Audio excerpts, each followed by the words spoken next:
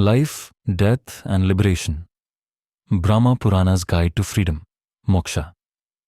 Hello and welcome. Today we're exploring a topic that touches all of us, even if we rarely speak about it openly. Life, death and what lies beyond. At first it may seem heavy, but the Brahma Purana offers a perspective that's not dark or fearful, but deeply wise, even comforting. If you've ever wondered, what happens after we die? Why do we repeat the same patterns? Is there truly an end to this cycle? Then this reflection might offer clarity and a quiet sense of peace. Let's begin at the foundation.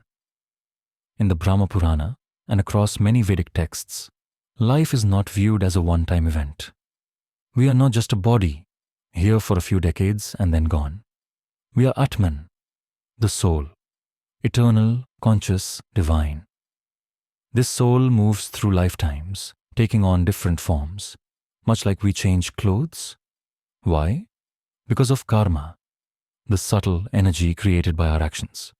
Until we grow, learn, and release our attachments, we continue this cycle. Birth, death, rebirth, again and again. This cycle is called samsara. But it's not a punishment. It's a process, a journey, a sacred opportunity to evolve, to remember who we are, and to refine our awareness. The goal? Moksha, liberation. Not flying off into another world, but something more profound. Freedom from suffering, freedom from ego, freedom from the compulsion to prove, to chase, to cling. It's the end of illusion and the return to what's real. So how do we reach moksha according to the Brahma Purana? There is no rigid formula, no checklist or shortcut. Instead, it offers a way of living. Recognize that the self is not the body. Act with compassion without attachment. Surrender the ego. Live in alignment with dharma. And most importantly, realize the divine within. Moksha isn't an escape from life. It's awakening within it. You are not your fears. You are not your title, your history, or even your name. You are the presence behind it all. The silent witness. Why does this matter? Because most of us are caught in daily motion. Work, ambition, stress, relationships. It's easy to forget what's underneath. But when we understand death, we begin to truly live. We let go of grudges, pride, and petty concerns. We stop clinging so tightly to what we can't control. We begin to act from a deeper place. The Brahma Purana doesn't ask us to renounce the world. It gently reminds us.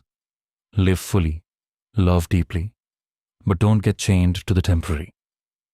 Everything here is part of the soul's journey. And death? It isn't the end. It's simply a transition, a doorway into the next chapter of learning. So if the thought of dying has ever made you uneasy, you're not alone. But maybe what we fear isn't death itself. Maybe it's the fear of not having lived with meaning. That's where this wisdom offers hope.